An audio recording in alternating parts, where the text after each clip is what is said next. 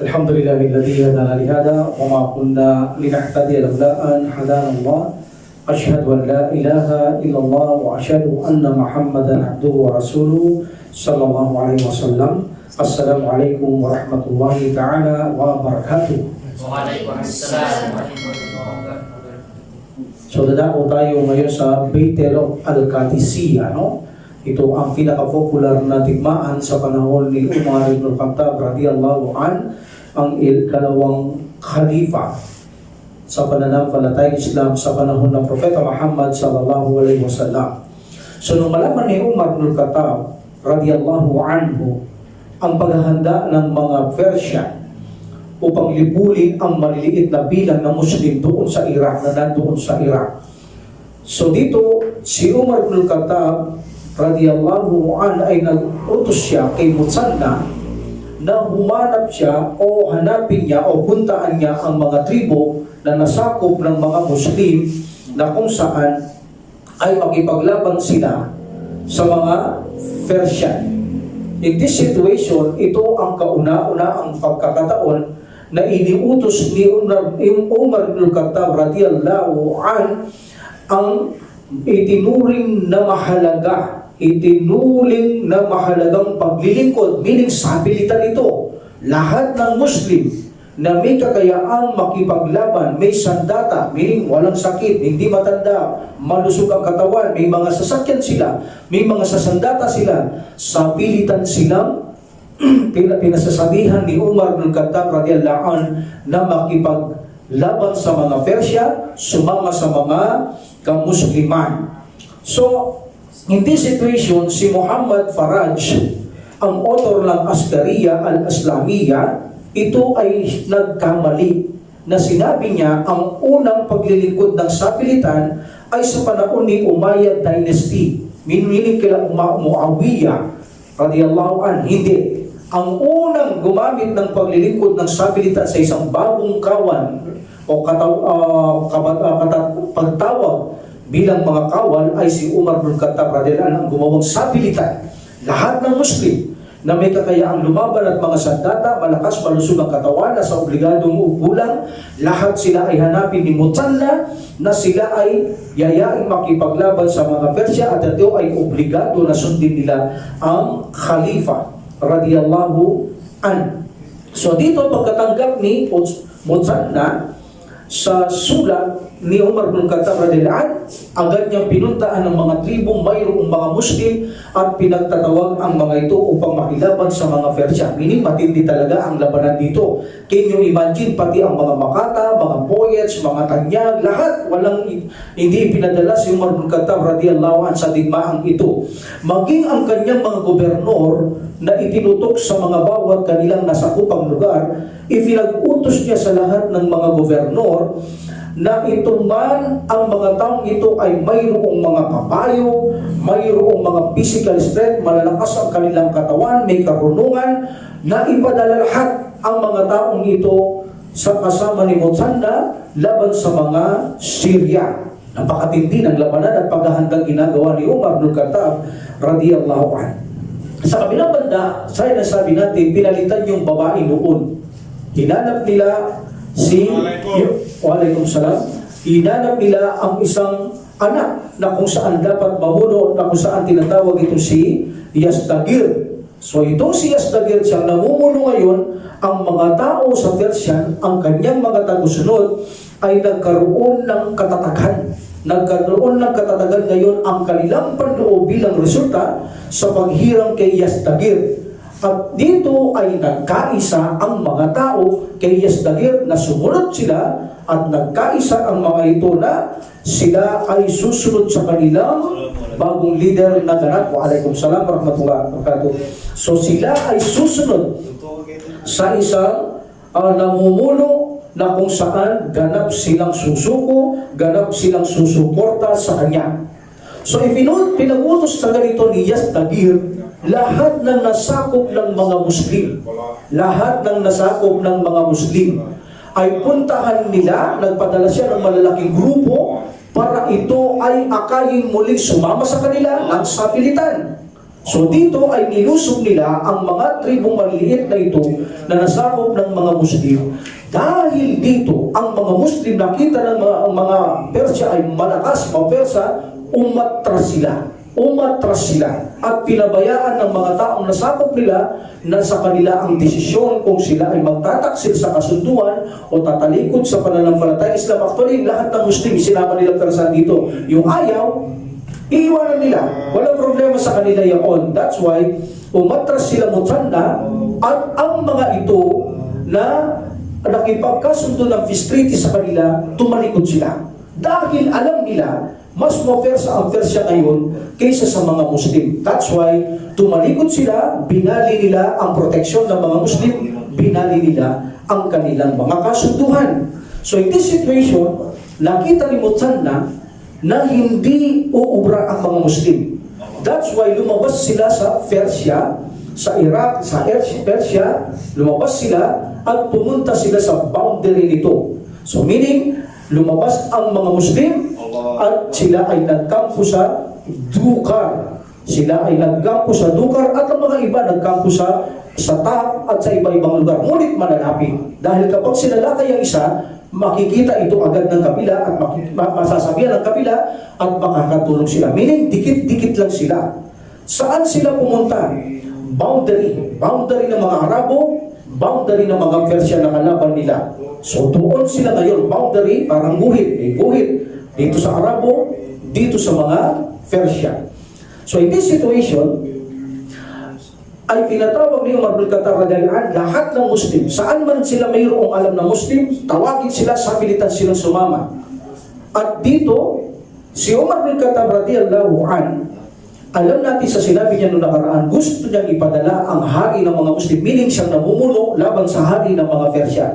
Ang gusto ni Umar bin Khattab radhiyallahu anhu, siya mismo ang pupunta sa digmaan nito upang pamunuan ng mga Muslim dahil alam niya matindi ang labanan na ito. Kaya sabi ko, ang Qadisiyah ang pinakatinyag at sikat na labanan sa panahon ni Umar bin Khattab radhiyallahu anhu. Makikita mo siya sa Madina dahil pinabalik siya, hindi siya pinabayang sumama.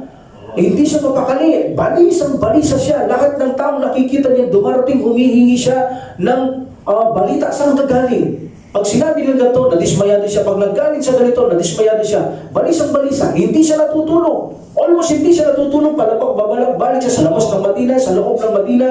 Palaging uiyak niya sa Allah, duman niya sa Allah dahil alam niya ang labanan ito ay matinding-matindi. So sa ilang araw na wala siyang natatanggap na balita, dismayado si Umar. But of course, pinagkakaloob niya at pinagkakatiwala ang lahat ng bagay sa Allah subhanahu wa ta'ala. In this situation, si Umar bin Khattab, ito ay 14 after Hijrah na ito magagawa. So si Umar bin Khattab radhiyallahu anhu, in the first day of Muharram, lumabas siya. Lumabas siya ng Madina. At nagplano siya na atakihin niya itong sa mga Iraq or Persia.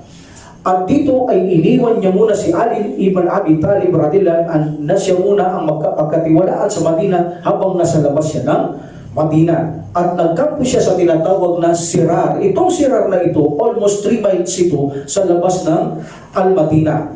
After that, sinama niya si Uthman ibn Affan radhiyallahu anhu, sinama niya ito. Okay? So dito ay nagkampo sila sa Sirar at tinanong niya ang mga sahaba tungkol sa kanyang plano na sa lakayin nito, siya ang pupunta, siya ang mamumuno, at dito ay pinatawag niya uli si Ali. Gaya ng sabi natin, si Umar bin Khattab radhiyallahu anhu, palagi niya sinasanggulian si Ali. Can you imagine, iniwan niya si Ali, then pinatawag niya si Ali radhiyallahu anhu para magpunta sa Sirar para siya ay magbigay ng payo kay Umar bin Khattab radhiyallahu anhu.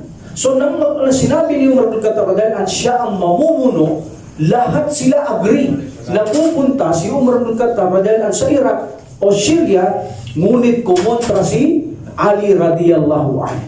Sumalungat siya kay Umar bin Khattab radhiyallahu anhu na siya ang mismo mamumuno doon sa Iraq. So sumalungat si Ali radhiyallahu anhu, hindi lang siya, pati si Abdurrahman ibn Auf radhiyallahu anhu ay nagsabi, "Ya Amir Mu'minin, kung ikaw ang pupunta doon," sabi niya, "higit na magiging mahina ang mga Muslim kung ikaw ay masasawi, kung ikaw ay mamamatay. So hindi nararapat na mag-decide ka o magpasya kang sumama sa kanila, rather bumalik ka ng Madina at magtayo ka na lamang ng mamumuno sa mga makikipaglaban sa Qadisiyah. So sabi niya, I think mayroon kayo katwiran. Sabi niya, sino ang gusto niyong mamuno? So sabi ng mga tao, kilala mo siya, ang leon ng lungga. Siya ang mamumuno sa mga tao. Sabi niya, of course, agree ako, alam niya yan kung sino ang leon ng lungga. Actually, this is a Sa'd ibn Abi Waqqas. Siya ang tiyuhin ni Propeta Muhammad sallallahu alaihi wasallam. Sabi niya, tama kayo. Siya ang dapat mamuno, bihasa, matapang, banal na tao. Ang tao niya, gustong-gusto ni Umar, nung katabang mga banal na tao. Kita mo si Khalid ibn Walid, radhiyallahu anhu. One of the reason kung bakit niya tinanggal si Khalid, pinalit niya pinalit niya Abu Ubaidah, radhiyallahu anhu. Si Abu Ubaidah, matapang din siya, madiskarte sa digmaan. Si Khalid ibn Walid, matapang din siya, madiskarte din sa digmaan. Pero alam niyo, Umar ibn Khattab, mas religyoso si Ubaidah kaysa Khalid ibn Walid. That's one of the reason kung bakit ipinalit niya, dahil gustong-gusto niya ang mga mahintatakutin sa Allah. Dahil alam niyo, Umar ibn Khattab, ang mga mahintatakutin sa Allah ay tinutulungang higit ng Allah subhanahu wa ta'ala. That's why nung sinabi si Sa'd ibn Abi Waqqas radhiyallahu anhu ang siyang mamumuno, agree siya dahil ito'y tiyuhin ng Prophet sallallahu alaihi wasallam, binalitaan ng Prophet sallallahu alaihi wasallam na maninirahan ito sa paraiso. Dahil nauna itong nag-impress kabilang sa mga 10 Muslim na nauna, matapang, madiskarte, at ito ay higit sa lahat, banal na Muslim ang taong ito. So ginawa itong mamuno ni Umar ibn Khattab radhiyallahu anhu. Sabi niya, Sa'd, ikaw ang mamumuno sa digmaang ito. Matindi ang haharapin mo na digmaang ito. Meaning pinakamatinding digmaan ito ang haharapin mo, Sa'd. Sabi ni Umar ibn Khattab radhiyallahu anhu, o Sa'd, huwag mong isipin na ginawa katang pinuno dahil tiyuhin ka ng Propeta Muhammad sallallahu alaihi wasallam. Huwag mong ituring ang sarili mo na ikaw ay tiyuhin ng Propeta sallallahu alaihi wasallam, kaya karapat dapat ka rito, baka magkaroon ka ng pride sa iyong sarili. Pakatandaan mo, sabi niya, ang isang gawaing masama ay hindi binubura ng masamang gawa. Ang isang masamang gawa ay binubura ng mabuting gawa. Ang isang pride ay hindi gawaing mabuti, hindi mabubura ang iyong masamang gawa. Kaya huwag mong ituring yung sarili mo, ginawa kitang namumuno dahil angkel ka ng Propeta Muhammad sallallahu alaihi wasallam. Huwag. Tandaan mo, sabi niya, ang lahat ng relasyon natin sa Allah subhanahu wa ta'ala ay pantay-pantay tayo. Maging ikaw man ay mahirap, maging ikaw man ay mayaman, lahat ng Muslim sa paningin ng Allah subhanahu wa ta'ala ay lahat tayo ay kanyang alipin. Ganon din ang mahal ng Propeta sallallahu alaihi wasallam ay alipin din ng Allah subhanahu wa ta'ala. At pakaalalahanin mo, Sa'd radhiyallahu anhu, ang Propeta sallallahu alaihi wasallam, nakamit niya ang tagumpay sa mundong ito hanggang lumaganap ang Islam sa pananampalataya sa labas ng Arabian Peninsula dahil sa pagsunod ng Propeta sallallahu alaihi wasallam. Kaya tandaan mo ang payo ko, sumunod ka sa payo ko. Kapag hindi ka sumunod sa payo ko, tiyak ikaw ay mawawasak. Saan? Sabi ni Umar ibn Khattab radhiyallahu anhu. Dan sabi niya, alam kasi ni Umar ibn Khattab radhiyallahu anhu, kaya sinabihan niya na huwag niyang ituring ang kanyang sarili na tiyuhin siya ng Prophet sallallahu alaihi wasallam. Baka ito ay magpahina sa kanya at magkaroon ng pride, at karapat-dapat siya rito, hindi magandang mangyari sapagkat ito ay hindi pangkahalatang pag-uugali sa prinsipyo ng pananampalatayang Islam. Ang pananampalatayang Islam, ang prinsipyo ng pananampalatayang ito ay ang Muslim, ang kanyang buhay ay maisalba niya doon sa kabilang buhay, hindi ang kasikatan o katanyagan sa mundong ito. So sabi niya, tandaan mo, sabi niya, ang pagsunod sa Allah subhanahu wa ta'ala ay magbibigay ng pagkamalaya sa iyong karumihan. Ang karumihan sa iyong puso, meaning ang kabutihan ang magpapalit dito kapag ikaw ay sumusunod sa Prophet sallallahu alaihi wasallam. Ikaw ay magiging malaya sa karumihan ng iyong puso at makakamit mo ang takot sa Allah subhanahu wa ta'ala dahil ikaw ay sumusunod sa Kanya. At kapag ikaw ay natakot sa Kanya, sabi ni Umar ibn Khattab radhiyallahu anhu, itinuturing kang taong marangal ng Allah subhanahu wa ta'ala. Inna akramakum indallahi atqakum, sabi ni Umar ibn Khattab radhiyallahu anhu, na sinabi ng Allah subhanahu wa ta'ala, katotohanan ang pinakamarangal sa inyo ang may takot sa Allah subhanahu wa ta'ala. Tandaan mo yan, saan? Ituturing kang marangal ng Allah subhanahu wa ta'ala kapag ikaw ay mayroong takot sa Kanya. Alhamdulillah. So ito ay mahalagang paalala, sabi niya, sundin mo ang Prophet sallallahu alaihi wasallam, sundin mo ang Allah subhanahu wa ta'ala. Then sinabi pa ni Umar bin Khattab radhiyallahu an kay Sa'ad ibn Abi Waqqas radhiyallahu an, ipadadala kita sa napakadinting digmaan. Sa'ad, tandaan mo to. Sundin mo ang aking payo. Ikaw ay haharap sa napakahirap at napakabigat na obligasyon. Iligtas mo ang sarili mo sa pamamagitan ng katotohanan, maging matapat ka sa Allah subhanahu wa ta'ala. At sanayin mo ang sarili mong gumawa ng mabuti.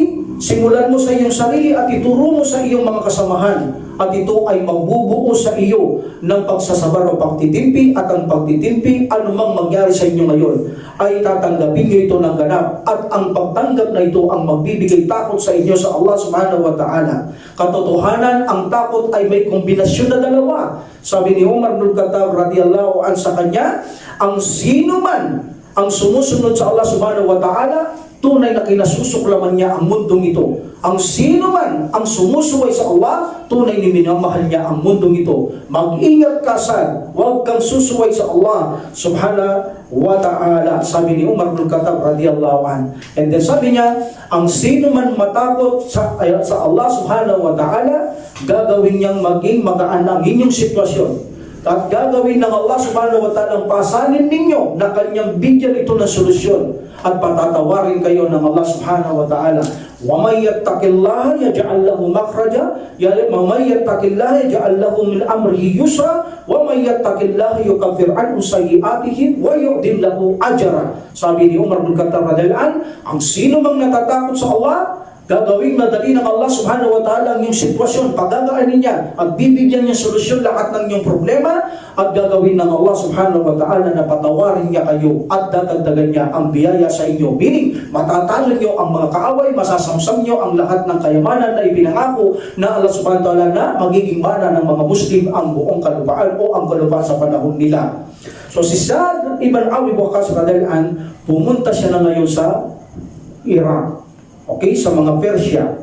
Mayroon siyang kasama, sabi nila 4,000. Okay, 4,000, napakakunti. Sabi naman ng iba, 6,000 ang kasama ni Sa'ad ibn Abi Waqqas radhiyallahu anhu. Si Sa'ad nang siya ay maglakbay, hanggang sa makarating sila sa Sarhud, sa Najad, okay, ang Khalifa ay nagpadala na naman siya ng 4,000. So meaning, kung 6,000 sila nung una, 4,000, mayroon na siyang 10,000. 10,000 na ang kasama ni Sa'ad ibn Abi Waqqas radhiyallahu anhu. Ngunit itong si Mutsanna ibn Haritha Ash-Shaybaini, alam natin na naghihintay siya sa kanya, at kagagaling na nila sa pagkikipagdigmaan doon sa tulay. Di ba pinutol niya yung tulay? Ang dami nilang pinatay doon, almost 100,000 people. Hindi na sila nakatawid. Gaya ng sabi ko noon, sumalakay siya sa gitna, marami siyang tama sa kanyang katawan. Almost nauubos na ang kanyang dugo. Itong si Mutsanna. So sabang si Sa'ad doon sa Sarhud, naghahanda siya sa napakahalagang digmaan sa mga Persian. So naghihintay siya ng utos ng Khalifa, kay Umar bin Khattab radhiyallahu anhu, itong si Sa'ad, para sa isang napaka-interes na digmaan ito para kay Umar bin Khattab radhiyallahu anhu. Alhamdulillah, mga makata, mga talumpati, mga nobleman, kilala, tanyag, ng mga mandirigma, mga powerful na person, walang itinira si Umar bin Khattab radhiyallahu anhu, lahat pinadadala niya. Kapag may dumating sa Madina, ipadadala niya. Kapag may dumating na grupo sa Madina, ipadadala niya. Wala siyang ipinadadala. Wala siyang ipinadadala kahit na sila ay mga nobel, mga sikat, mga tanyag, mga makata, mga foyer, ipinadadala lahat ito ni Umar bin Khattab radhiyallahu anhu. Abang si Sa'ad ay nakakampo sa Sarhud, si Mutsanna ay grabe na ang kanyang sakit. Grabe na ang kanyang sakit. Sabi niya, maaaring mamatay na ako.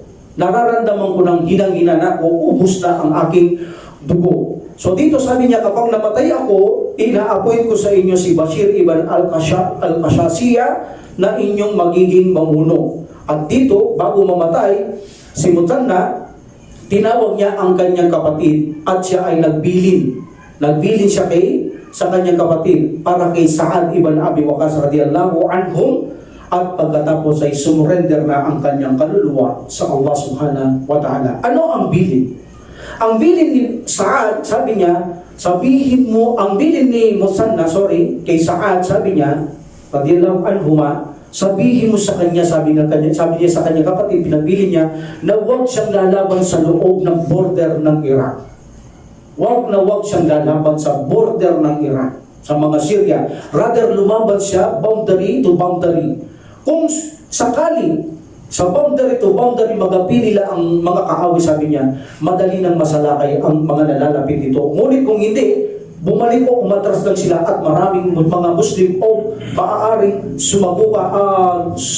tumulong sa kanila, sabi ni Mutsanna. That's why ipinagbibilin ko yan, sabi niya sa kanyang kapatid. At ito ay sinabi ng kanyang kapatid kay Sa'd ibn Abi Waqqas radhiyallahu anhu, at siya ay nagduwa para kay Mutsanna. Alhamdulillah. Alam niyo ba, ang isa pa ritong kamanghamanghang ginawa ni Mutsanna, ang kanyang asawa ay pinagbilin niya na ipakasal ito kay Sa'd ibn Abi Waqqas radhiyallahu anhu. Allahu Akbar.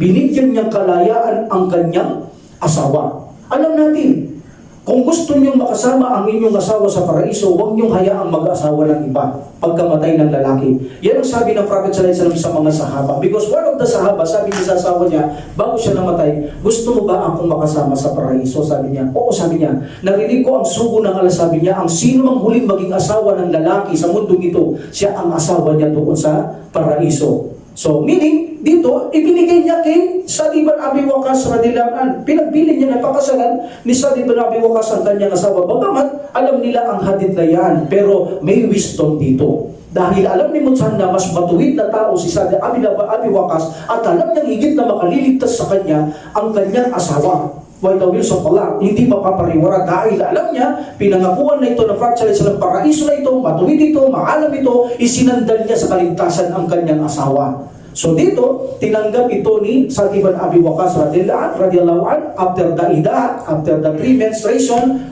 ay pinakasalan ito ni Sa'd ibn Abi Waqqas radhiyallahu anhu. At yung kapatid niya, pinabayaan niya ito sa kanyang sitwasyon o pamumuno o sa kanyang kalagayan dati kung kay Mutsanna at ang kanyang pamilya ay pinapangalaga ni Sa'd ibn Abi Waqqas radhiyallahu anhu. Hawak, napakagandang estilo ni Mutsanna, no?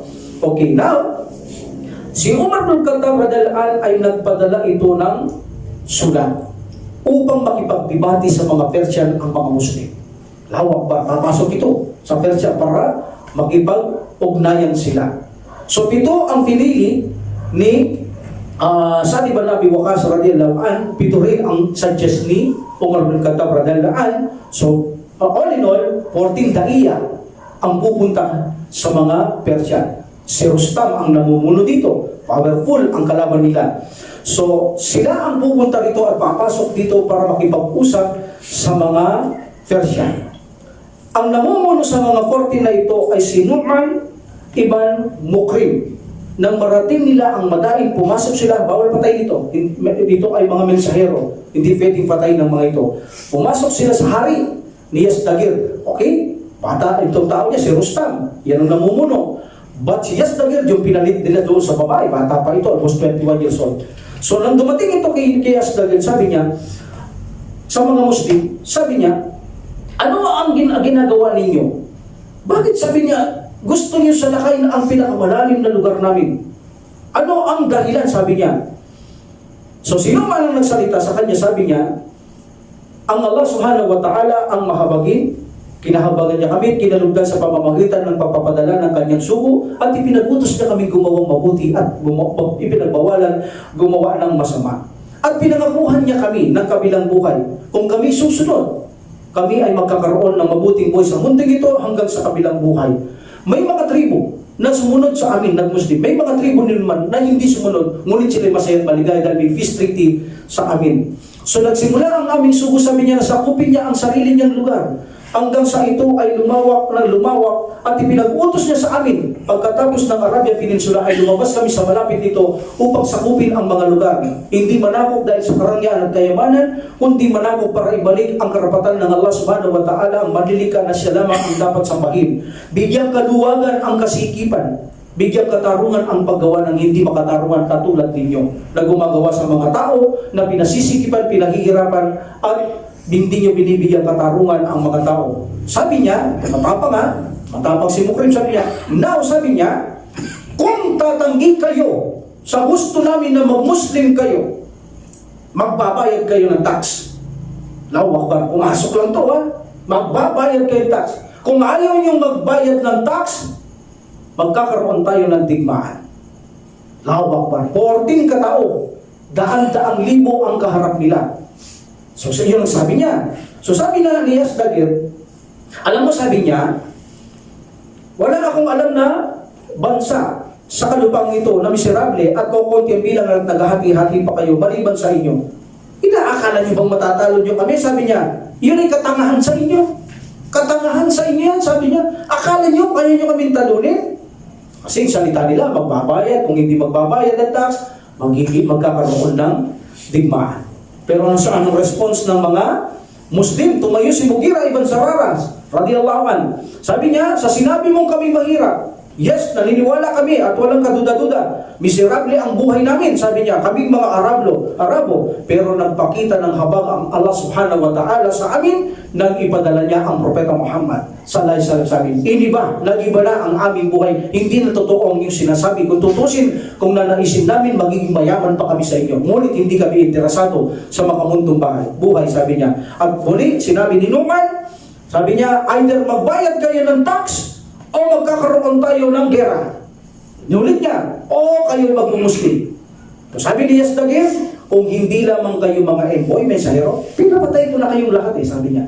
Ngunit alam natin bawal patayin ng mga mensahero. Paalisin niyo ang mga ito. So pinaalis nila ang mga ito. Pagdating nila kay Saad, ito si Numan, sabi niya, huwag kang malungkot, sabi niya. Lakasan mo ang loob mo, sabi niya sa namumuno.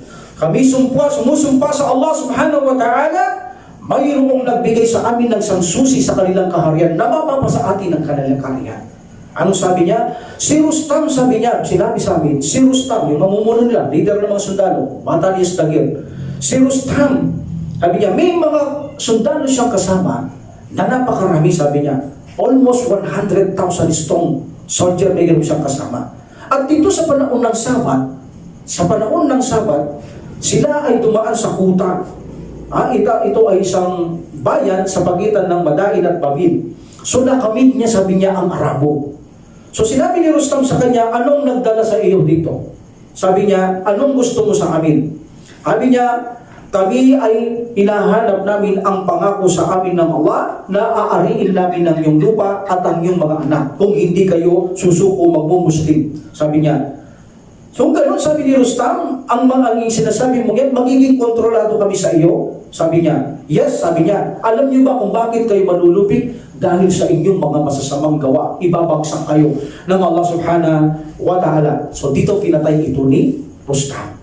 Hindi naman kasi messenger to, nakamit niya lang to. So pinatay ito ni Rustam. Galit na galit siya, pinatay niya ang taong ito. At ang mga tao niya, pagdating sa Al-Baras, ito ay isang bayan sa pagitan ng Kufa at Al-Hilda. Ang kanyang mga tao, inagaw nila ang kayamanan ng mga tao. Yun ang sabi ng Arabo Inagaw nila. Pagkatapos doon, nag-inuman sila ng alak, rinip ang kanilang mga babae. Ni-rape ang mga babae ang mga tao sa Al-Baras. At ang mga tao dito nag-complain kay Rustam. Bakit ginawa ng mga tao niya yun? Sabi ni Rustam, ako'y sumusumpa sa Allah. Totoo yung sinabi ng Arabo niyan. Yung pinatay niya, totoo ang kanyang sinasabi. Sabi niya, babagsak tayo dahil sa ating masasamang gawa. Ibabagsak tayo ng Allah subhanahu wa ta'ala. Kaya yan ang magandang balita. Ibabagsak siya ng Allah subhanahu wa ta'ala. Kaya sabi na kay Saad, huwag kang malungkot, huwag kang malumbay. Magandang balita ito, mapapasa atin ang kanilang kalupaan. So nang si Saad radiyallahu an, nagkaroon siya ng balita tungkol kay Rustam, ipinadala niya si Amir ibn Ma'di Yahrib at Subaydi at si Tulayya ibn Khuwailid. Alam niyo si Tulayya yaong isang namuno na tumalikod sa Islam sa panahon ni Abu Bakar radiyallahu an. At pagkatapos nagbalik siya muling Muslim, ngunit hindi pinagkatiwalaan ni Abu Bakar, maging sa jihad hindi niya ito pinapayagang sumama. But in this day, pinasama ito ni Umar bin Khattab radiyallahu an para subukan ng kanilang katapatan kung sila ay naging matapat sa pagbabalik nila sa pananampalataya Islam. But tandaan ninyo, si Tulayya ibn Khuwailid, itong tumalikod at nagbalik at namuno pagkaaway noon ni Umar bin Abu Bakar radhiyallahu anhu, malaki ang ginampan ng papel dito. At mayroon din kayo si Al-Mihjan, malalaman si Al-Mihjan, isang lasinggero na kung saan nakipagdigmaan, nakakadena, binuhos siya at nakipagpatayan. Marami ang nagnanga sa kanya, hindi siya kilala, and then nagbalik siya sa kanyang lugar, tinakin na i-chinin na naman siya, ipinosos na naman siya. Alhamdulillah, darating tayo dito. Matindi ang labanan dito sa Kadisiya, marami kayong malalaman na kung saan kakaiba na digmaan mayroon dito. So dito, inutos niya na parating na sila, papunta na sila Rustam sa mga kamusliman. Mayroon dito river and then mayroon din tulay ito. Okay? So magkabilang panig sila. So nalaman nito ni Sa'ad ibn Abi Waqqas radhiyallahu an, inutos niya si Amir ibn Ma'di, Aqrib al-Subaydi at Hulay ibn Huwaylid. Okay? Itong dalawang ito, inutos niya para magmanman. Tingnan niya ang kalaban, tingnan nila kung nasaan na sila, gaano sila kalaking bilang at gaano ang preparasyon nila. So dito, ang mga tao ay nakita nila at bumalik sila. Pero itong si Tulaya, never siyang bumalik. Ang ginawa ni Tulaya, lumapit pa siya ng lumapit sa mga kaaway until na naririnig niya ang kanilang mga usapan. Allahu Akbar, napakatapang, napakatatag ng taong ito. Then, itong si Tulaya ay bumalik kay Umar bin Khattab na mayroon siyang dalang napakagandang balita.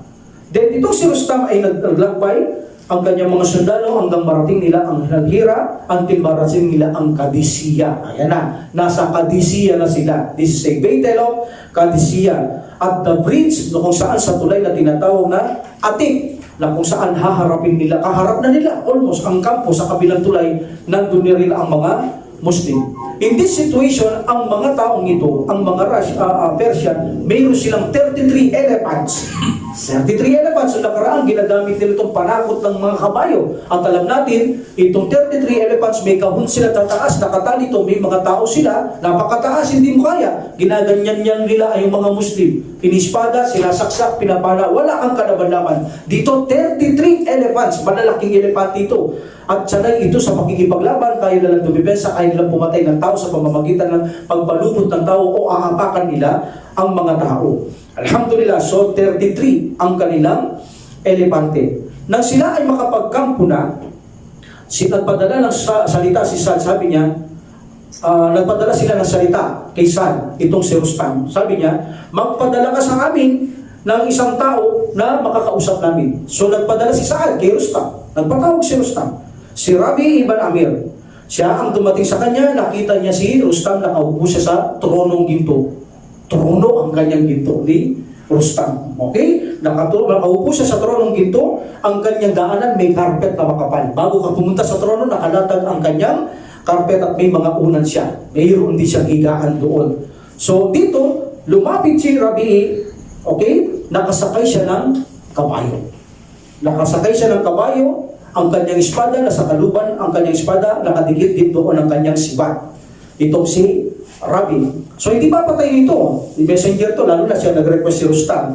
So sabi niya, nung ito ay makarating si Rabi, nakita niya ang carpet. Alam mong ginawa niya? Pinasulong niya ang kanyang kabayo sa carpet ni Rustam. At kinuha niya yung unan ni Rustam, winatak niya, ano tawag dito?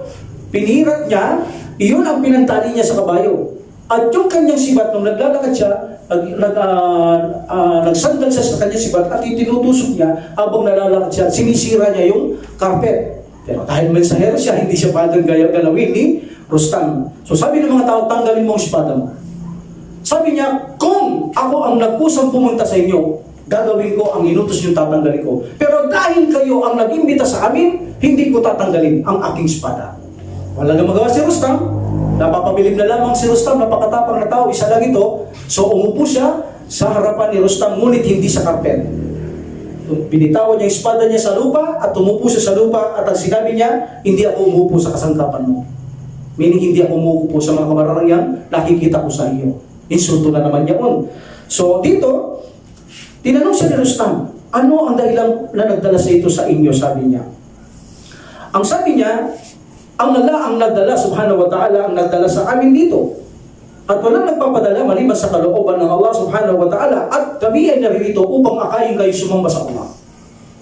Naririto kami upang kayo ay sumamba sa Allah subhanahu wa ta'ala, gawing maluwag ang ginawa niyong makipot at gawing makatarungan ang hindi niyo ginagawang makatarungan sa mga tao. Ipinadala ang sugo para magbigay katarungan sa mga tao at luwagan ang kalagayan ng mga tao. At sambahin nila ang maglilikha. Now, sabi niya, kung sino man ang tumanggap sa aming relihiyon, pababayahan namin siya. Mamumuhay kayo sa gusto niya, ngunit mag-iiwan kami ng aklat o batas ng Allah subhanahu wa ta'ala na siyang inyong magiging pamantayan at walang gugulo at tutulong kami sa inyo. Sabi niya, kung kayo ay hindi susunod o magmumuslim, magbayad kayong tax. Lawak ba? Ganun na naman to. At kung ayaw nyo magbayad ng tax, magkakaroon tayo ng digmaan. So sabi ni Rustam, okay, narinig ko na ang yung sinabi, sabi niya, hayaan mo mag-isip muna kami, sabi niya. Okay, mag-isip kayo. Pero sinabi ng Prophet sallallahu alaihi wasallam, bibigyan lang namin ng 3 araw ang mga kaaway sa kanilang pag-iisip. Kapag kailangan makapagpasya kayo, sa loob ng 3 araw at hindi ka nagpasya, kami ay sasalakay. Malibang kung mauna ka sumalakay, wala pa 3 araw, sinalakay mo kami, sasalakay kami. Pero sa walang pagsalakay, pagkatapos ng 3 araw, kami ay sasalakay o makipaglaban sa inyo. Allahu Akbar. So that is the first voice and boy ni Sa'd ibn Abi Waqqas na hiniling ni Rustam. Alhamdulillah. So dito, nang umalis ito, kinonsulta ni Rustam ang kanyang kasama. Sabi niya, tinatawanan siya. Yung Muslim, inahamak siya. Sabi niya, aba sa inyo, sabi ni Rustam, aba sa inyo. Hindi niyo ba naisip na napakatalino ng taong kausap ko? Hindi niyo ba napaisip, sabi niya, ang galing niya? Ang tapang niya? Isa lang yung pumasok, sabi niya, nakita niya nagsalita, napakatapang, walang takot. Hindi ko, tapos aapi-apiin niyo? Meron bang gumagawa sa inyo noon?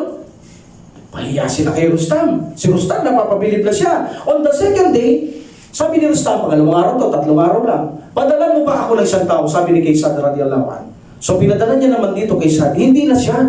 Iba naman ang pinadala niya, si Hudayfa ibn Mihsan al-Ghalfani. Siya naman pinadala niya, sabi niya, ba't iba tumating? Hindi yung kaapon. Sabi niya, ba't iba ka na naman? Sabi niya, pare-pareho lang kami. Yung inihintay mo kahapon kung siya darating at akong darating, parehas lang naman sasabihin namin sa iyo. Ang aming reliyon ay mayroon lamang isang katuruan. Mayroon lamang itong isang batas. Kahit siyang pumunta, kung pumunta, parehas lang sasabihin namin. Ngunit itong araw na ito ay sa akin, hindi na sa kanya. So anong sinabi niya? Kung ano rin ang sinabi noon, ganun din siya. Wala siyang ibang sinabi. So gulat na gulat si Rustam, sabi niya, pag-alis niya, ba't pareho ng sinabi nun? Wala namang pinagkaiba yung sinabi nung dalawang yun Sabi niya, on the 3rd day, sabi niya kay Sa'd radiyallahu anhu, padalan mo pa ako ng isa. 3rd day na to, last day to. Sabi niya, so pinadala niya naman dito si Al-Mughira. Ibn Syu'bah, sabi niya, ito si Al-Mughira, iba ang estilo. Di ba ang tawa niya? Pagdating niya doon, umupo siya sa trono ng hari ni Rustam. Umupo siya sa trono ni Rustam. Pero mayroon siyang wisdom dito. Bakit siya umupo? So of course, dahil trono ito Rustam, pinagtutulak siya ng tao. Alam mo, ang sabi niya agad, alam mo, narinig ko kayo ang mga taong may karunungan. Yan sabi niya, sa mga taong ito. Ba't hindi ko nakita sa inyo, sabi niya, sa mga tao maliban ng mga hangal ay kayo. Kayo ang pinakahangal na tao, sabi niya. Ang akala ko, tingin ninyo sa isa't isa, pantay-pantay. Hindi pala pantay-pantay katulad naming Muslim, pantay-pantay. Ang mataas sa amin, siya po nagiging mababa. Kung umupo ang trono ng yan, ay sa Muslim, lahat kami makakaupo. Pero kayo, nakikita ko, mga hangal kayo. Hindi kayo pala ay mga alipin lang na nakaupong yan. Hindi akala ko pa naman, marunong kayo, akala ko pa naman, sabi niya, mayroon kayong karunungan, ayun pala nakita ko, pinakahangal pala kayong tao. Ibig niyo sabihin, nagpapakupkup kayo, nagpapasakop kayo sa isang taong katulad niyo. Kaming Muslim, walang nagpapasakop sa amin. Pantay-pantay kami, mayaman mahirap, sabi niya. So sabi ng mga taong ito, tama yung sinasabi ng Muslim ito, sabi niya. Kasumpa-sumpa sa ating mga magulang, bakit tayo pinabayang maging alipin lamang ng mga namumulito? Pero narinig ni Rustam, of course, palalakiin niya ang mga ulo ng mga taong ito, minaliit niya ang mga Muslim, pinlaki niya ang mga ulo ng mga taong ito. Alhamdulillah, until finally, umalis ito, ang pangatlong envoy ni Sa'd ibn Abi Waqqas na si Mughira. So sabi niya, ni Rustam, alam niyo ba, sabi niya, yung dalawang dumating sa akin, napakagaling magsalita. Napakatapang nila. Yung pangatlong dumating sa akin, ganun din siya, sabi niya, napakatapang din niya, napakagaling din niya magsalita. Tunay na ang reliyong yan, sabi niya. Ang reliyong yan ay hindi natin kayang supuin. Kung ang mga taong ito, Sabi niya, kahit magsinungaling pa, dahil sa kanilang salita, lalo na kung makatotohanan, sabi niya, walang makakatalo sa kanila. Binulyawan si Rustam. Dahil si Rustam, gusto nang tumawag ni Rustam. So binulyawan siya ng mga tao. That's why, because namumuno, pride, hindi siya sumuko. Nagpatuloy siya sa pagmamataas. Bilang pinuno, okay, hindi siya sumurrender sa pananampalatayang Islam. So meaning, magkakaroon ng digmaan. Okay, now in the preparation of Bethel, ang Persian, naghanda itong pinuno niya si Rustam sa mahalagang bahagi, pinakamahalaga ito, mahalagang bahagi, 18 elephants. Mga kabayuhan, mga elepante, at mga naglalakad. So yan ang pinakamahalagang bahagi. 18 elephants ang nilagay. Marami. Sa right naman, sa kanan ay si Jalinus ang mamumunod. Si Jalinus sa kabila si Dulhajib sa pinakamahalagang bahagi. Sa kanan naman, ng pinakamahalagang bahagi si Jalinus. On the right lang, sa kanang pakpak, si Hormuzan, mayroon naman siyang 8 elepante. 33 elepante ito. 18 plus 8, 26 na ito. At sa left naman, na pinakamahalagang bahagi, si Bisaran. At sa kaliwang pakpak, si Mahran, mayroon naman siyang 8 elepante. Ang 8 elepante lahat may kaon, may panat sibat ang tao sa taas. Nakatali sa itaas ng elepante. So matindi ang kalabang ito. Okay? Now, si Rustam ay nagpadala ngayon ng mga kabayuhan doon sa tulay. Kasi baka masurprise sila ng Muslim. So meaning, magkabila may mga kabayuhan. Hindi lang ang mga Muslim, pati ang mga Persian. Hindi lang Persian, pati Muslim. Yung tulay na yan, parehong may nakabantay na kabayuhan. So hindi ka pwede basta-basta tumawid, tatamaan ka talaga agad. So walang tatawid. So parehas ang estilo nila. Parehas ang style nila. Magaling sa digmaan din ang mga Persian ito. So alhamdulillah, magkabilang tulay ngayon ay mayroon mga kabayo ang mga sundalo, Musliman at mga Persian. So ganun din nag-raise din ang mga Muslim. Nag-raise din ang mga Muslim at sinabi ni Sa'd ibn Abi Waqqas radhiyallahu anhu, wala kada katabna fi sabur, at ito ay sinulat na sa sabur min ba'di dhikri anna al-arda yurithuha kita ibadiya salihun, na ito'y sinulat na sa sabur pagkatapos nito ay ipagkakaloob niya sa mga Muslim ang kalupaan na bilang mana. Kaya sabi ni Sa'd ibn Abi Waqqas, wala tayong talo dyan. Pangako yan ng Allah subhanahu wa ta'ala, mamanahin natin ang kalupaan. Alhamdulillah, ang mga Muslim, tumaas ang kanilang tapang, tumaas ang kanilang moral, para ito ay sakupin ang mga kaaway. Alhamdulillah. Then dito, para sa inyong 4 na araw ang labanan dito. Pero iba-iba. Start sa gabi, then second day, third day. Dito may pamamaraan na takbir na gagawin si Sa'd ibn Abi Waqqas. 4 din na takbir, pero aalamin natin yan later. Okay? But itong si Sa'd ibn Abi Waqqas, nagkasakit siya. Yung mga tiksa na may nanak at hindi siya makatayo. May nagkasakit siya sa kanyang likod na sinatawag itong sciatica. As para sa inyo, sciatica, yung umahina ang kanyang likod at nagkaroon siya ng mga abscess sa kanyang mga katawan. So meaning, nag-request ngayon itong si Sa'd ibn Abi Waqqas radhiyallahu anhu kay Khalid ibn Urfa na ipadala sa mga tao ang kanyang panawagan sa pamamagitan ni Khalid ibn Urfa. So hindi na siya makakaalis doon. Gumawa na lang siya ng kanyang tagapagsalita. Okay, sabi niya, sabihin mo, ipinagbabawal ang inggit sa Islam maliban sa jihad. Maliban sa jihad. Of course, alam natin, maliban din sa pamamigay ng Muslim at saka mga maaalam na nagtuturo. Okay? So sabihin mo yan. So siya ang tagapagbigay ng message para palaksin niya ang mga tao. So itong si Khalid ibn Urfa, ginawa niya itong kinatawan, deputy, meaning ni Sa'd radiyallahu anhuma, sabi niya, dalhin mo ko sa isang kuta. Yung nakikita kong labanan, sabi niya, hindi ko na kayang pumunta, hindi ko kayang tumulong sa kanila. Dahil namumula ko, kasi Sa'd ibn Abi Waqqas, sabi niya, dalhin mo ko sa kuta na mataas. Para nakikita ko ang nangyayari at sasabihin ko sa iyo kung anong dapat gawin, i-continue sa kanila, ililipat. May mga tao sila na kaganyan. So pag sinabi ni Sa'd, sasabihin ni Urfa, sasabihin dito, hanggang makarating doon, lumilipat na parang telepono. Parang telepono, mayroon silang kanya-kanya nakataas sa bandera. Halimbawa, 3 tayo, doon may 3, lumilipat, parang alingawan na lumilipat ang sinasabi ni Sadi Ibn Abi Waqqas sa kanila. At sinabi niya, hindi ako makakasama sa inyo. Sabi niya, tanggapin niyo ang aking rason ng Allah subhanahu wa ta'ala, ang lubos na nakakaalam, mayroon akong sakit, hindi ako makatayo, ngunit nakahanda akong tumitingin sa inyo at ikukumbin ko anong dapat niyong gawin. Sumunod kayo sa akin at huwag na huwag kayong susuway sa akin, sabi niya. Alhamdulillah. So, dito, mayroong mga Muslim na nahuli ni Urfa na nagiinom ng alak. Lasinggero. Sino sinabi ko kanina? Al-Mihjan, lasinggerong fighter. Naalaban ito, nakatanikala ito. Sinong nagtanikala sa kanya? Itong si Sa'd ibn Abi Waqqas, dinala sa kanya at ilang kasamaan niya na tinanikala sila dahil nag-inom sila ng alak. May mga bahay panuluyan, hindi naman ng babae, uminom lang ng alak. Sakit niya ang paglalasing. Lasinggero si Mihjan.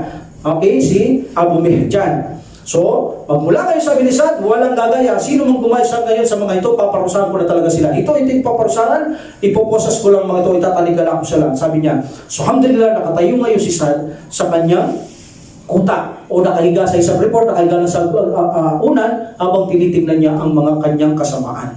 Alam niyo ba, itong si napakatapang nitong Sa'd ibn Abi Waqqas. Bakit? Nandun na sa kuta, paano matapang yun? Alam niyo ba, ang kuta niya nandun na sa tabi ng digmaan? Ibig sabihin, kung ang mga Muslim aatras, wala siyang laban. Makukuha siya, hindi na siya makakaalis doon. Pero inilapit niya talagang sarili niya. Wala siyang pakialam. Kung malubig ang Muslim, kahit may kamatay niya, patayin siya o lusalakan siya, basta malapit siya, marinig siya ng mga Muslim. Yun ang pinaka-importante kaya sa kanya. That's why napakatapang ng taong ito, sabi ng mga ibang narration, wala siyang kinakatakutan. Yung kuta niya, ang lapit-lapit sa digmaan. Tanaw na makaway, tanaw na niya rin ang mga labanan. Alhamdulillah. So now, si Rustam ay nagkaroon ng nervous nang marinig niya ang adhan. Malapit na sila eh. Nagkalapit na sila eh. So nagkaroon nito ng takot. Ito si Rustam. So mula si Rustam, nang makarating sila sa Qadisiyah, sabi niya, tingnan mo nga Muslim, sabi niya sa mga tao niya, ang anong ginagawa. So tinignan naman kanya mga espiya, nakita nila may mga siwak, nakasaksak sa kanilang bibig. So nung bumalik ang mga taong ito kay Rustam, sabi niya, anong ginagawa nila? Wala man kaming nakikita kundi magdasal, tapos may nakasaksak na stick, tapos matutulog may stick, maggising may stick, palaging may stick. Yun yung siwak yung sinasabi. So sabi nila, palaging ganun. So umabati ngayon siya, no? Dahil nakita nila ang sitwasyon nila. So umabati ngayon si Rustam. Nang makarating si Rustam sa kampo ng almost sa pagitan ng Usan at Al-Atiq, okay, narinig niya ang adhan. Narinig na yun ang adhan nito si Rustam, pero hindi niya naiintindihan ang adhan. So dahil narinig niya ang adhan, ginising niya ang mga tao niya, sabi niya, gising-gising, ang mga Muslim nagkakanda na sila. Sabi niya, hindi niya naninigaw, sumisigaw sila. So sabi ng isa sa kanya, hindi, sabi niya, nananawagan silang magdasal. Nananawagan silang magdasal? Ibig sabihin, nagdadasal sila sa ganitong digmaan, nakukuha pa nilang magdasal. Oo, yan ay kanilang obligasyon. 5 beses silang magdasal kahit na sa digmaan. At pinakikitungo nila ang mga tao ng makatarungan. Hindi katulad ng ginawa ninyo, pinagpapatay, ni-rape nyo, nag-rape ng mga babae. Yan ang dahilan kung bakit ang tayo ay maaaring bumagsak. Pabayaan tayo ng Allah subhanahu wa ta'ala. So, nang makatawid na ito sa river, nang makatawid sila sa river, doon nila narinig ang wadan na ito eh. So, sabi ni Rustam, muling narinig niya yung wadan eh.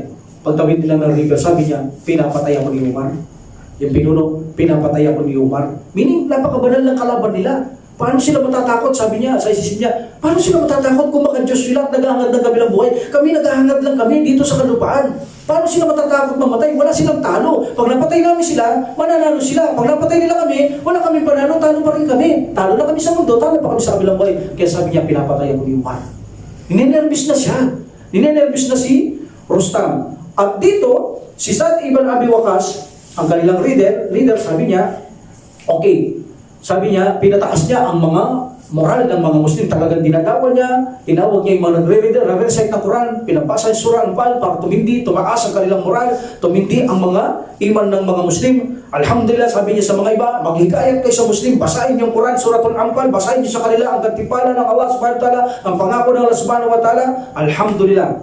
At sila ay tumaas ng tumaas sa kanilang mga iman at moral sa pagkikipaglaban at nagkaroon ng kapayapaan.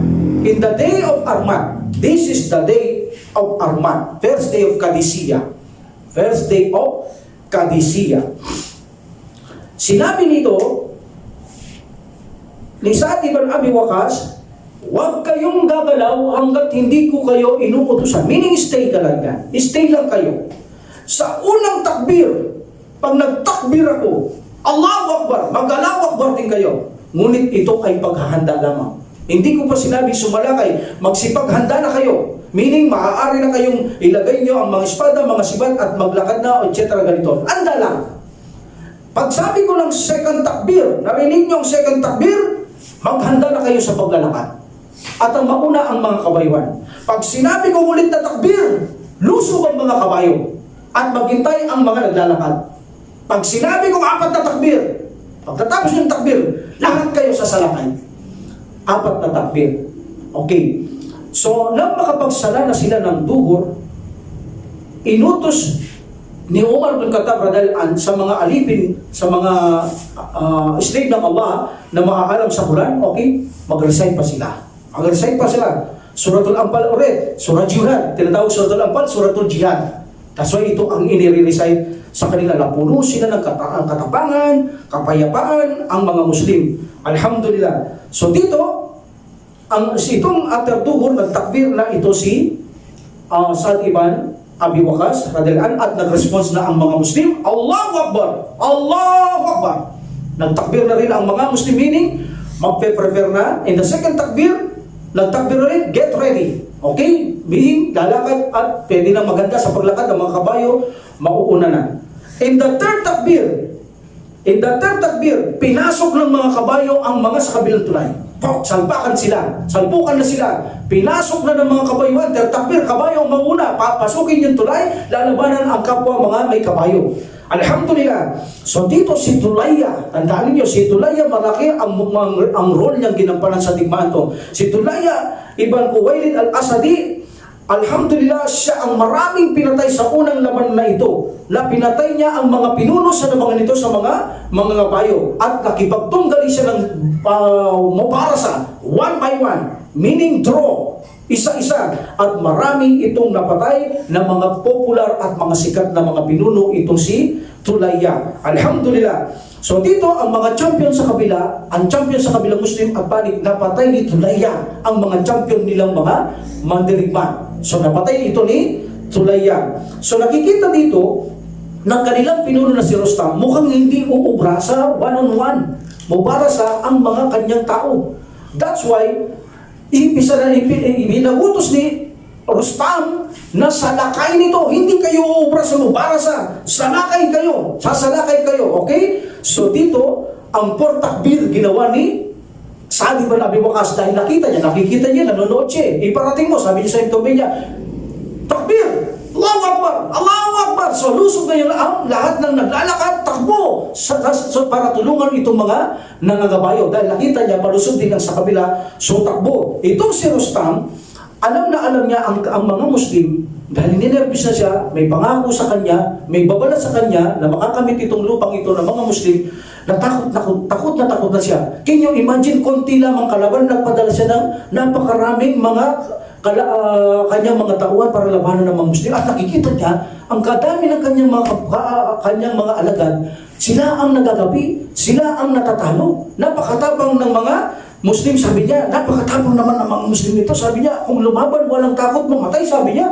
Gusto pa nakita ko, parang gusto pa nilang mamatay sa digmaan. Samantalang ang akin, parang takot na ihagis ang kanilang mga espada o tagahan ka lang espada, takot na takot mamatay. Sabi niya, paano kami mananalo nito kung ganito ang aking mga alagad? Sabi niya, samantalang itong mga Muslim nito, alos gusto nilang mamatay. Allahu Akbar. So dito, nagkaroon ng labanan, matinding atake ang mga Persya laban sa mga kamusliman. At ito ay binuo ng Banu Bajila at sinabi ni Sa'd ibn Abi Waqqas sa mga binubuo ng Banu Bajila, magsipunta kayo doon, tulungan niyo sila Tulaya. Tulungan niyo sila Tulaya, aragabyado masyado, maraming kalaban nila. So tumulong ang Bani Bajila. Alhamdulillah, so pumunta sila doon at sila'y tumulong kay Tulaya. Alhamdulillah. Napakarami nilang napatay, napakaraming kaaway nila ang pinatay nila. Kasi ang focus nila sa mga kaaway dito, kila Tulaya, tumulong ito sila Banu Bajila. Alam niyo, sabi nila, napakadakilang ginawa sa araw na ito ni Tulaya. Kaya sabi ng mga Banu Bajila, huwag kayong paiwan sa kanilang katapangan. Dapat tayong matapang. Tayo ay lumaban, walang aatras. Sabi naman ni Tulaya, tayo ay mga asad. Tinawag tayong asad dahil tayo mga leon, walang aatras. Allahu Akbar. Walang umaatras. Napakaraming kaaway, walang umatras sa kanila. Dahil sa tulong ng Banu Bajila, alhamdulillah, nagapi nila Tulaya, Hammal, at iba pa ang mga kaaway nila. So, alhamdulillah, ang digmaan ay patuloy at patuloy pa rin ang digmaan. So, dito, ito sa mga elepanting ito, alam natin, balikan natin ng elepante, 33 elephants. So mayroon silang kahon at sa loob ng kahon, nakasakay sa elepante yun, may tao. So ginaganyan lang nila yung Muslimo, tinutusok lang yung sibat, minsan pinapana, minsan napakataas pa naman nila. Kahit ganyan yung sibat, hindi mo sila kaya. Kahit tamaan sila, hindi mo pwersa, hindi mo sila basta mapapatay. So ang nangyari dito, sabi niya, ni Sa'd ibn Abi Waqqas, o Amir, Asim ibn Amir, sabi niya, hindi ba nag-aalaga kayo, sabi niya, ng mga kamelyo at kabayo? Sabi niya, oo, sabi niya. Wala ba kayong paraan para patayin niyo yung mga elepanting yan? Sabi ni Sa'd, nanonood siya. Papatay niya yung elepante dahil hindi sila obrado sa mga elepanting yun. Sabi niya, meron, sabi niya. So sinama dito ni Asim ibn Amir at Tamimi ang kanyang mga tao na may mga sadalang sibat, at sa ganito ay hinawakan nila ang mga buntot ng elepante.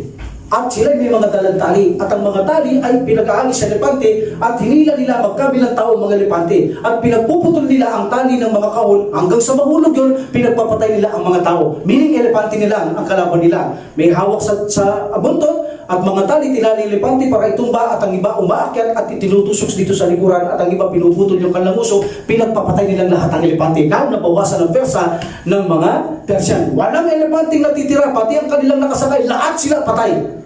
Mayroon pang natitirang konting elepante na lamang pagdating na lamang kay I think si Al-Kaka. Darating dito on the second day si Al-Kaka. Napakagandang estilo ang gagawin ni Al-Kaka. Mayroon pa rin ibang elepante. In this situation, almost patay na, pero ilan na elepante na lamang ang natitira. Meaning malaking kabawasan ito sa mga Persia. Alhamdulillah. So meaning, in this situation, marami na rin ang nalagas na elepante ng mga kaaway o ang mga Persia.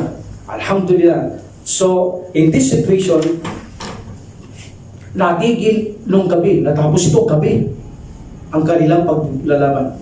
So, mayroong hospital dito ang mga Muslim. May mga babae nila dito, mga may sakit, may mga sugat, dinadala. Sila ang naggagamot. At ang iba, binabawian ang buhay. At mayroon din silang mga bata na naghuhukay para ilibing ang mga Muslim na namatay. So, alhamdulillah. So, dito, sabi ng kansa, tandaan niyo itong kansang ito, si Kansat binti Amir, sabi niya sa kanyang anak, napakaganda nito, alhamdulillah, itong kanyang mga anak nito, namatay lahat ito. Sabi ni Kansat binti Amir, nasa hospital to, meaning sa kanilang field hospital, ginagamot nila mga tao, andito rin ang anak niya, na mga nakikipagdigmaan. Sabi niya,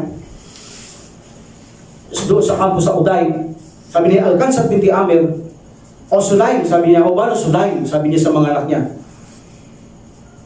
Sabi niya, kayo ay makipaglaban para sa Allah subhanahu wa ta'ala. Kayo naging Muslim, kayo ay nanandigang Muslim. Kayo ay nag-immigrate sa Madina, pinabayaan ko kayo. Hanggang until finally ako'y nag-Muslim. Ngayon sabi niya, dinala niyo ako sa digmaan na ito, nandirito ako ngayon, sabi niya. Makipagdigmaan kayo para sa Allah. Tandaan niyo, sabi niya, ang kaharian sa kabilang buhay ay higit sa kaharian dito. Dito ay mamamatay tayo, at doon ang kaharian ay hindi na tayo mamamatay kailanman. And then, alhamdulillah, lumaban ito ng napakatapang at napakasalyasig dahil sa kanyang sinabi ng kanyang magulang. Ang isa namang babae, sabi niya sa kanyang mga anak, "O aking mga anak," sabi niya, "makipaglaban kayo sa Allah subhanahu wa ta'ala." Sabi niya, makipaglaban kayo ng matindi para sa Allah subhanahu wa ta'ala. Kayo katotohanan ay naging Muslim, sabi niya. At ako kailanman, sabi niya, ay hindi ko pinahiya ang inyong magulang. Huwag niyo akong pahiya. Ganin din ang inyong mga jewel o kamag-anak. Hindi ako gumawa sa kanilang kalapastangan. So huwag niyong lapastanganin ang aking utos. Huwag niyong ipagkanulo ang aking utos. Lumabang kayo para sa Allah subhanahu wa ta'ala. At lumaban ito pagkamalik nila.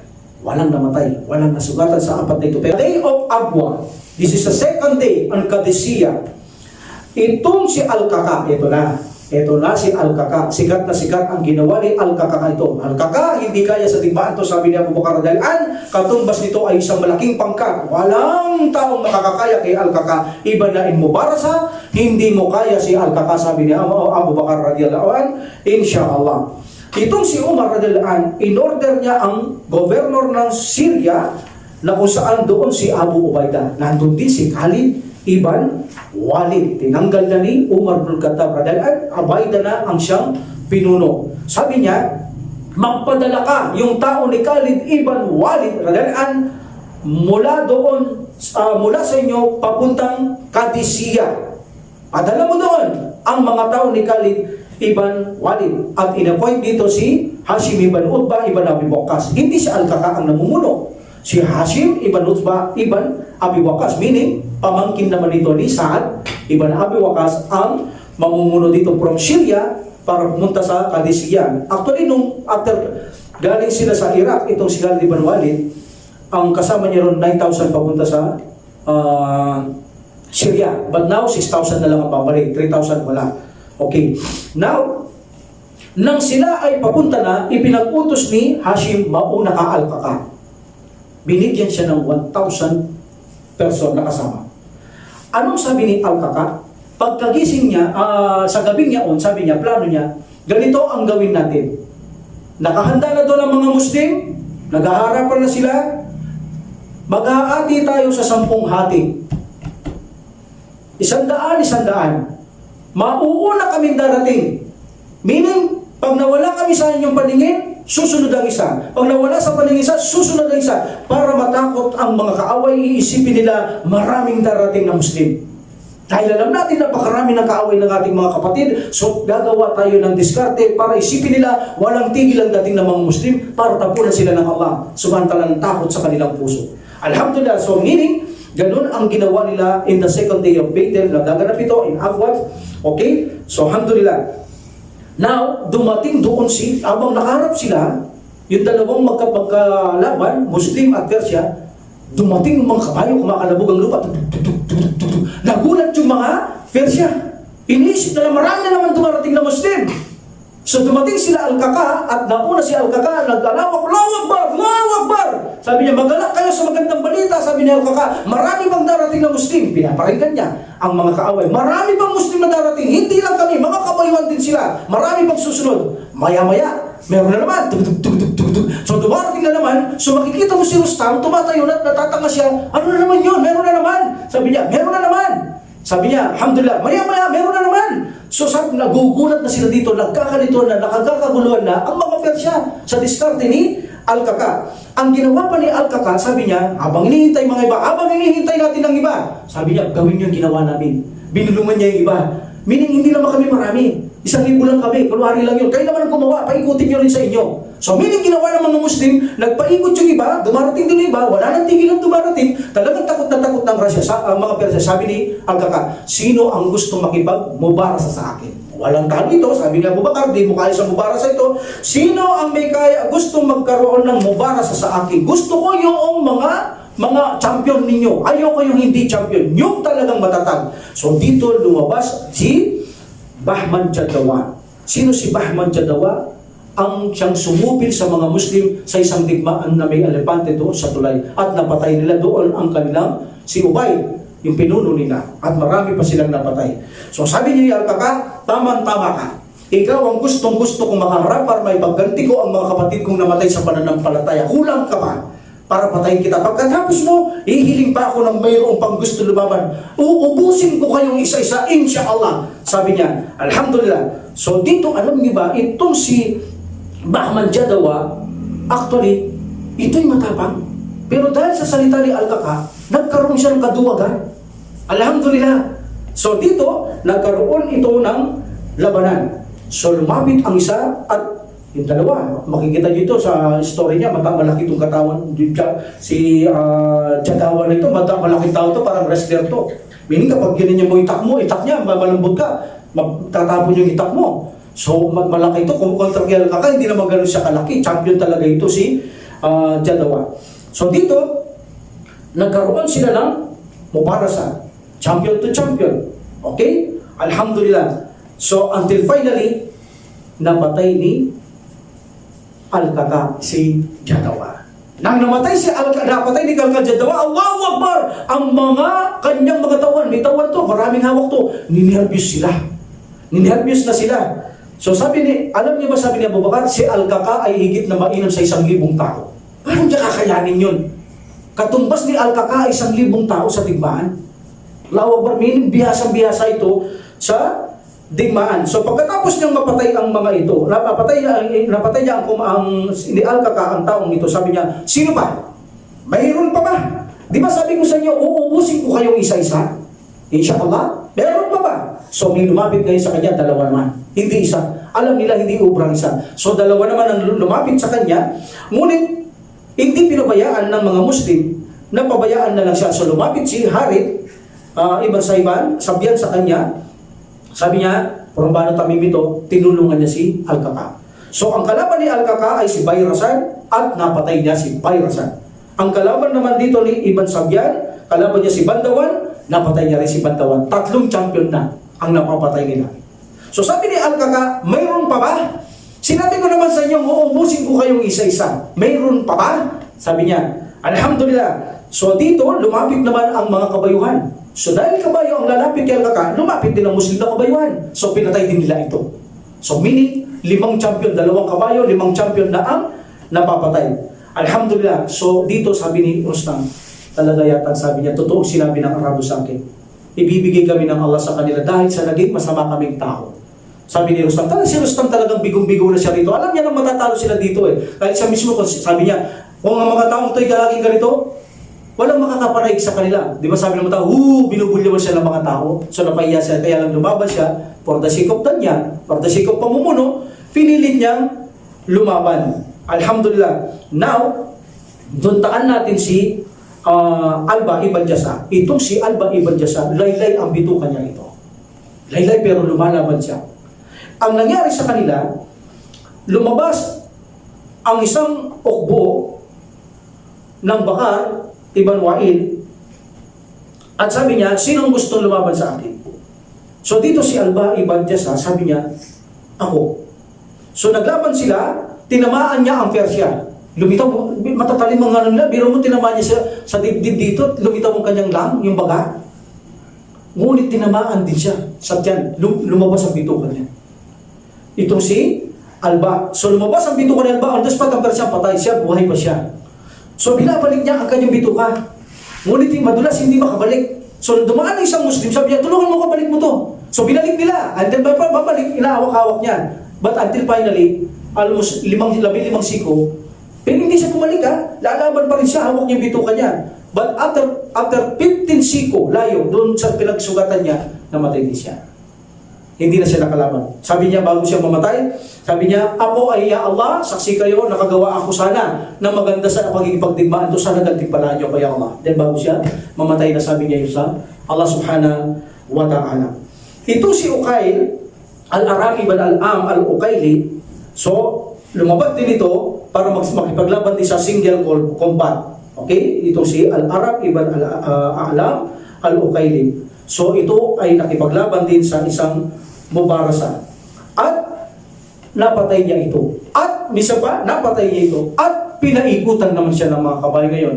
Ang ginawa ni Al-Arab, dahil tinamaan ng espada niya natapon, kumuha siyang buhangin at sinabugan niya lahat ng mga nasa kabayo, meaning napuwing sila, tumakbo si Al-Arab para sa mga Muslim, nakadalawa siya.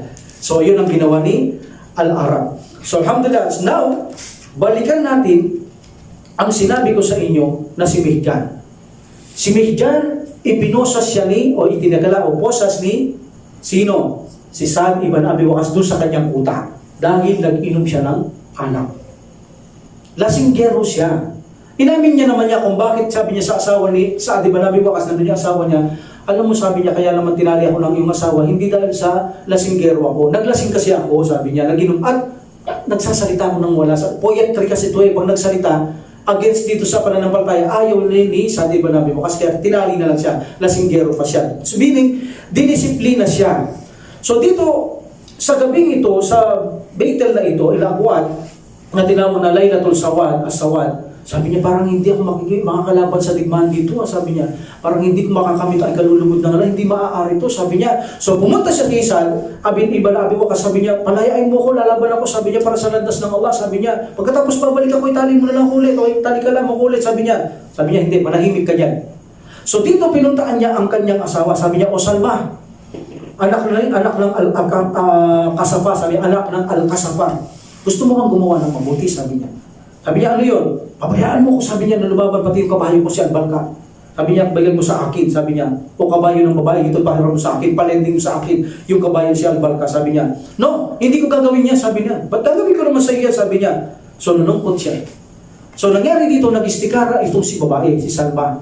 At sa kanyang istikara, pinasukan siya ng pagtitiwala. Binigay ng Allah na magtiwala siya sa taong ito. Si Abu Mihjan. Okay? Then dito, pinalaya niya, kilala niya. Pero sabi niya, hindi ko pa yung kabayo mo. Pero inagaw niya. Inagaw niya yung kabayo.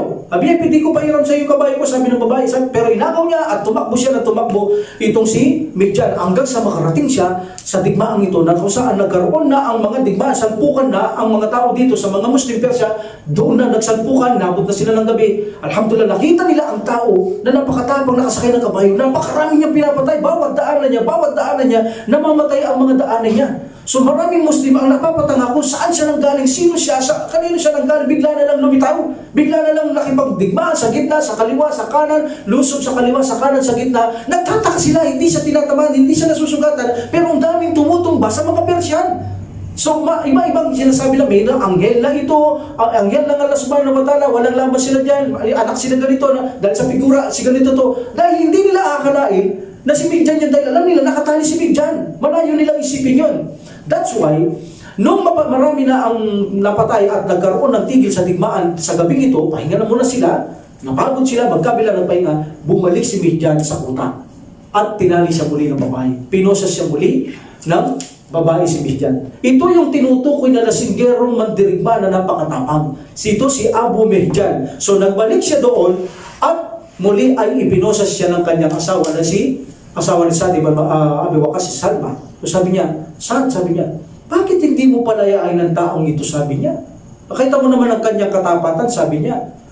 Siya ay nakipaglaban, tapos ang katapatan niya, bumalik nga siya. Pagkatapos ng digmaan, kung buhay siya, bumalik siya at siya mismo ang nagpapaposas, ang nagpapatalikala sa atin. Sabi niya, I think panahon na palayain mo yan. So sabi ni Sa'd ibn Abi Waqqas, yes, palalayain na kita. Alam mo ba, sabi niya, kung paniniwalaan lang naman nila ako, sasabihin ko sana, ikaw si Abu Mihjan yung sumalakay, pati si Al-Baka eh. Kaya lang hindi nila ako paniniwalaan, I'm proud of you eh. Pero hindi nila ako paniniwalaan, gusto ko ipagmalaki kita. From nowadays, palalayain na kita. Pero nangako siya, sabi niya, tandaan mo, Sa'd, sabi niya, kailanman na hindi ko na gagawin ang ayaw mo. Ayaw ng Allah. Meaning, ayaw mong gawin ko, ayaw ng Allah sa Islam, dahil bawal ang alak, bawal ang pagsasalita ng poetry ng wala sa Islam, pangako, magbabago na ako at hindi ko na gagawin. Alhamdulillah yan si Abu Mihjan. Alhamdulillah. So, insyaAllah, pagdating dito si Al-Kaka, isa pang planong ginawa ni Al-Kaka in Night of Sawad, bago natin isara ito, in Night of Sawad,